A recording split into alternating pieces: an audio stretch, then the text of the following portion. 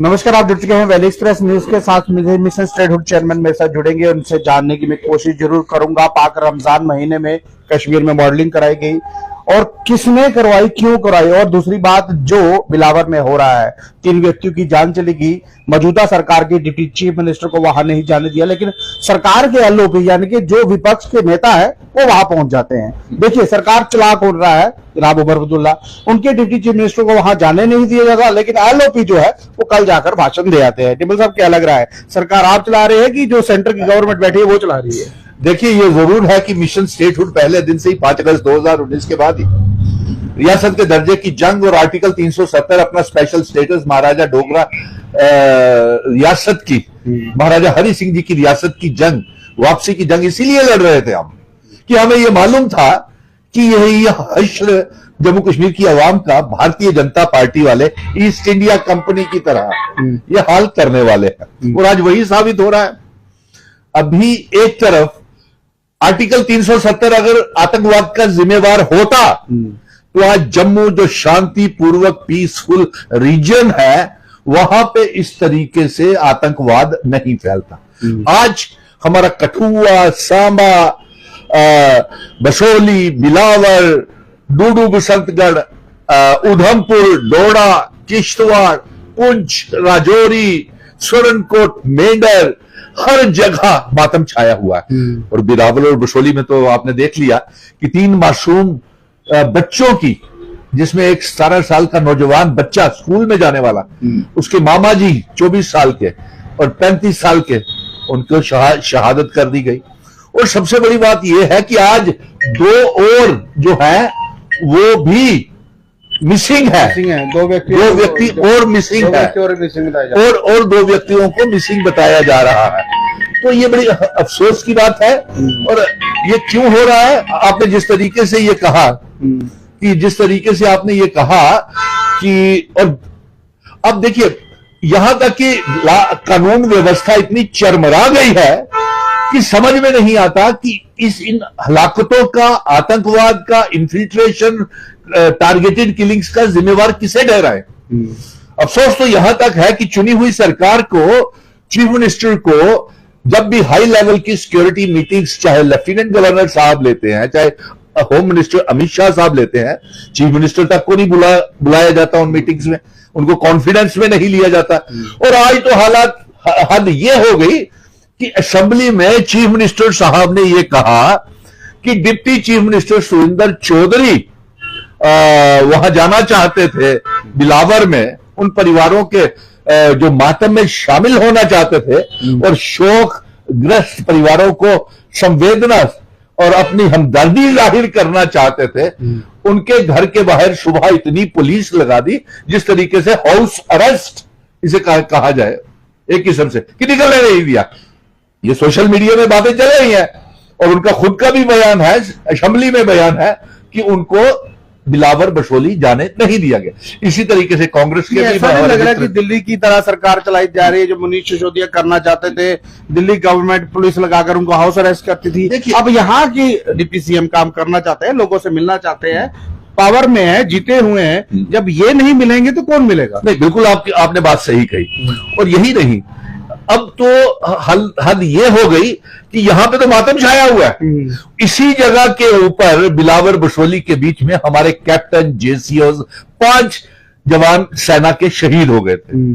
उससे पहले भी फरवरी महीने में 2 नौजवानों की जानें चली गई। बिल्कुल।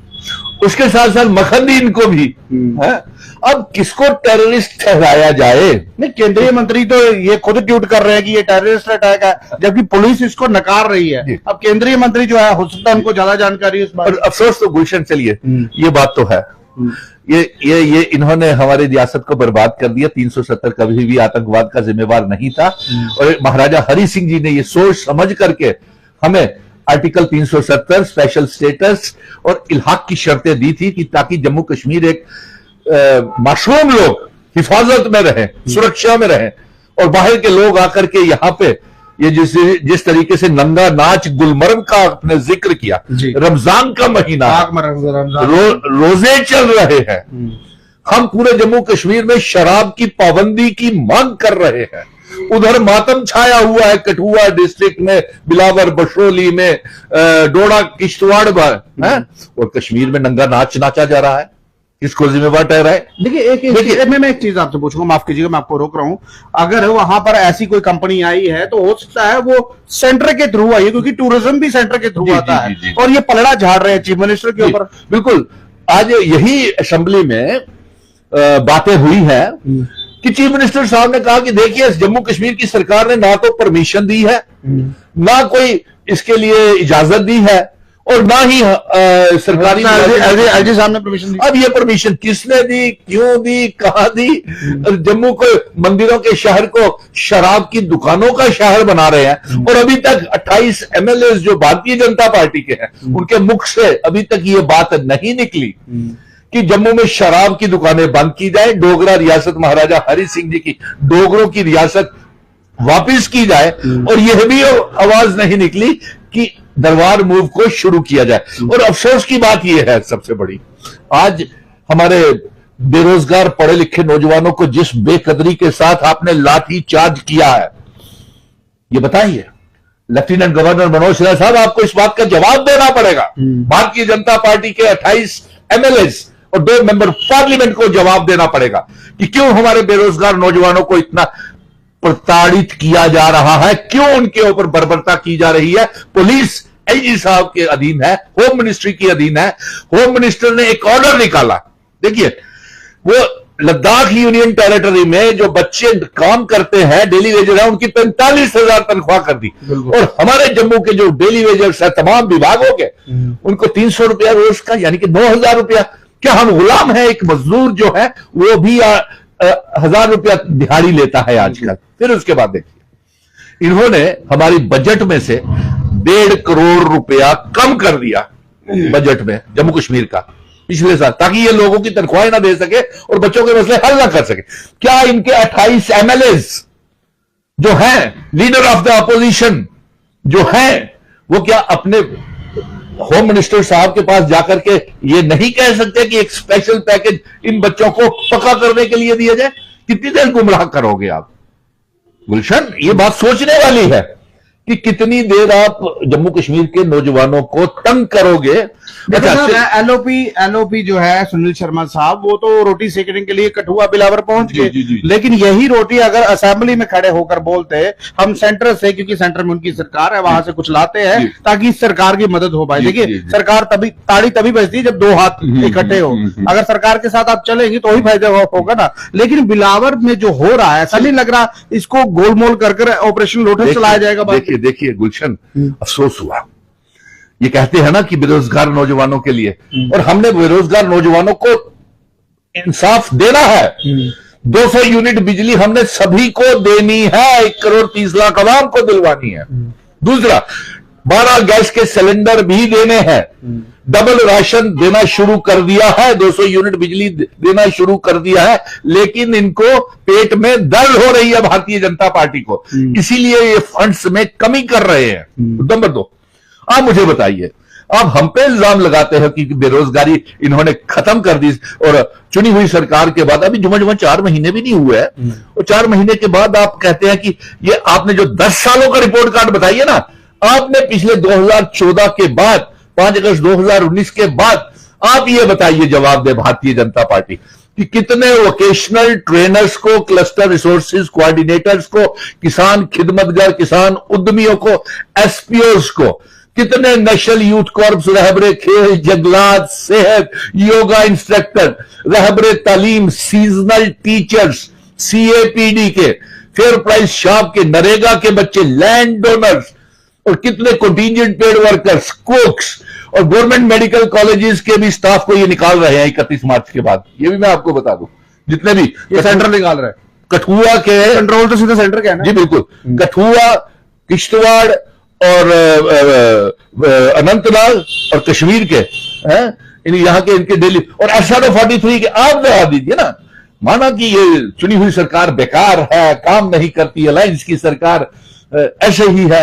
आप बताइए कि कानून व्यवस्था तो आपके हाथ में है, तो फिर ये टारगेटेड किलिंग्स क्यों हो रही हैं मासूम लोगों की? डिम्पल साहब एक सवाल है मेरा। देखिए 2010 साल पुरानी बात की जा रही है। 10 साल पहले फायर इमरजेंसी का एक स्कैम हुआ था। हाँ। वो बच्चे सड़कों से लेके इनके दरबार तक गए, एलजी से मिले। आज वो कमेंट में लिख भी रहे हैं हमारा क्या होगा, और वो असेंबली में बात नहीं उठ रही है फायर इमरजेंसी। वही तो देखिए ना, ये 28 एमएलए जो हैं, ये घोटाले इनके समय में गुलशन देखो ना, काम नहीं हुआ और सारा बोझ खजाना खाली।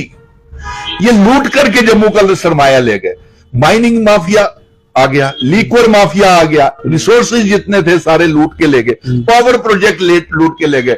इनके व्यापारिक संगठन जो chamber, beer house, Bharatiya Janata company, वहां पे इन्होंने टेस्टिंग करा के तमाम जम्मू कश्मीर के लोगों को स्मार्ट मीटर मार दिया। और जो 300 मंदिरों की शहर में शराब की दुकानें खोल दी।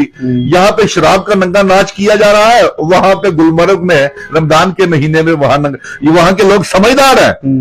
वो अपनी पवित्रता, और जम्मू कश्मीर के लोग जो हैं धार्मिक है, रिलीजियस लोग हैं, चाहे वो हिंदू, मुस्लिम, सिख, ईसाई, गुज्जर, बकरवाल, चिनाब वैली, पीर पंजाल, पहाड़ी लोग, हम प्यार के साथ रहना चाहते हैं। आप बताइए, आपने कितने लोगों को पक्का किया? आपने तो हमारे अलायंस के सरकार के बजट को आप नुक्ताचीनी कर रहे हैं ना। बताइए आपके दौरान कितनी लिस्टें स्क्रैप हुई? फायर एंड इमरजेंसीज के बच्चे आज तक दर-बदर हो रहे हैं, उनको इंसाफ नहीं मिल रहा। एलजी भी जानता है, भारतीय जनता पार्टी के दफ्तरों के बाहर भूखे प्यासे हरि सिंह पार्क में, प्रेस क्लब के बाहर उनके साथ लाठीचार्ज किया गया, मेरे फायर एंड इमरजेंसीज के बच्चों के साथ। इसी तरह पीएचई, पीडीडी, पीडब्ल्यूडी के डेली वेजर्स, रहबरे खेल, जंगलात, सेहत, नेशनल यूथ कॉर्प्स। अरे भाई, आप अपने होम मिनिस्टर को कह के एलजी के जरिए जम्मू के डेली वेजर्स को मिनिमम वेजेस एक्ट ही लागू करवा देते। कितनी बार होम मिनिस्टर अमित शाह जी ने वादा किया मिनिमम वेजेस एक्ट लागू करेंगे, मिनिमम वेजेस एक्ट। कहां है मिनिमम वेजेस एक्ट लागू? एप्रोप्रिएट समय क्या हुआ था? एप्रोप्रिएट समय। और दूसरा आप बता दीजिए, आपने 2 करोड़ नौकरियां देने का वादा किया था ना 2014 में। बताइए आपने कितनी 2 करोड़ नौकरियां? भारतीय जनता पार्टी के लोग कहते हैं हमने दी है। 15 लाख रुपया आपने देने का वादा किया था। 30 रुपए लीटर गैस का 30 रुपए का गैस लीटर पेट्रोल और 300 रुपए का गैस का सिलेंडर देने का वादा किया। पेट्रोल है 860 रुपए। 15 लाख रुपए हमारे अकाउंट में डालने का किया था। बताइए कहां है? सर 15 रुपए नहीं आए। तो यही सारी बातें हैं, हम करना चाहते हैं, ये करने नहीं दे रहे, और सारी ताकत इनके पास है। और एक बात और बता दूं, चुनाव से पहले एलजी को आज संवैधानिक तरीके से पावर्स देना, इनको पता था हम आ नहीं रहे हैं, इसलिए पावर्स दी। और सबसे बड़ी बात तो यह है कि मैं अब जम्मू कश्मीर के लोगों को ही पूछूंगा, जल्द ही राज्यसभा के चुनाव होने वाले हैं, वहां पावर्स दीजिए। किसको आप राज्यसभा में भेजना चाहते हैं?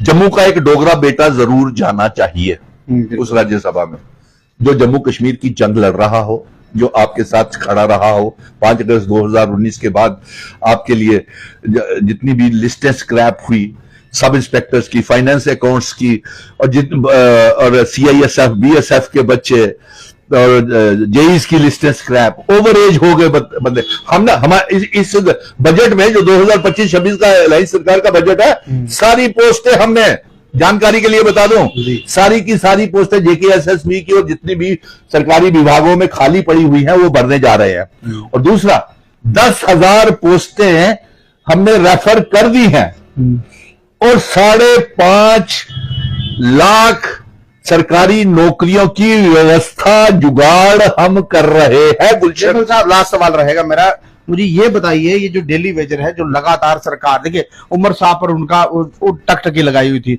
आज लाठीचार्ज भी हुआ, उनको ये लग रहा है कि उमर साहब ने ऑर्डर दिया है, जबकि लॉ एंड ऑर्डर सेंटर के पास है, एलजी साहब के पास है।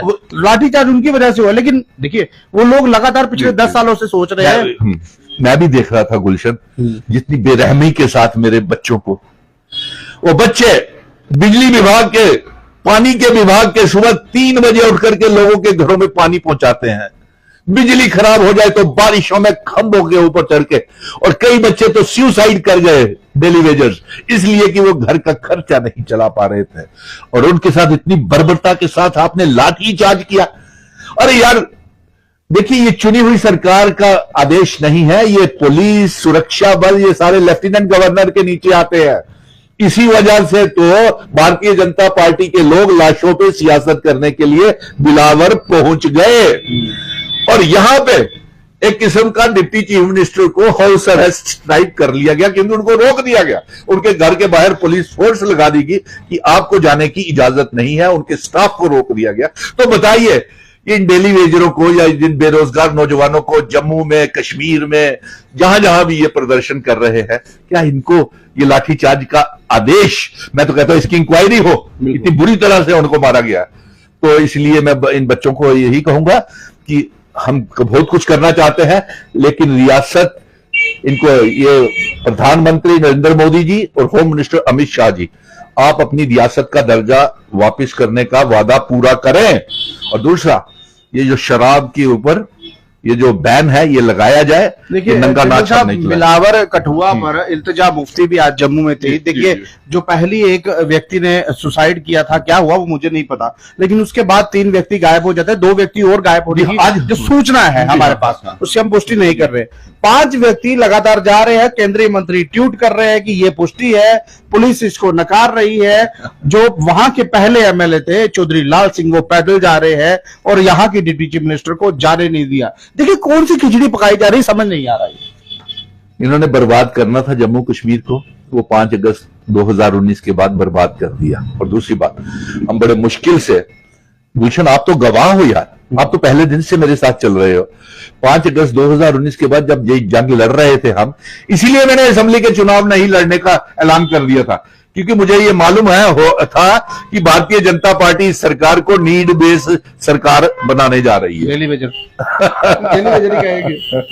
बहरहाल देखिए जम्मू कश्मीर की सरकार जो है वो कहीं ना कहीं, देखिए डिप्टी सीएम बिलावर जाना चाहते थे, उनको रोक दिया गया। चीफ मिनिस्टर सदन में खड़े होकर यह बयान दे रहे हैं जो कश्मीर में पाक रमजान महीने में हुआ उसमें सरकार का कोई हाथ नहीं। देखिए डिप्टी सीएम को भी घेर लिया और सीएम को भी घेर लिया, और एलओपी यानी कि जो विपक्ष के बड़े नेता है वो बिलावर पहुंच जाते हैं। अब बताइए जम्मू कश्मीर में किस तरह का जो पॉलिटिशियन स्टंट जो है वो चल रहा है, ये स्टंटबाजी है।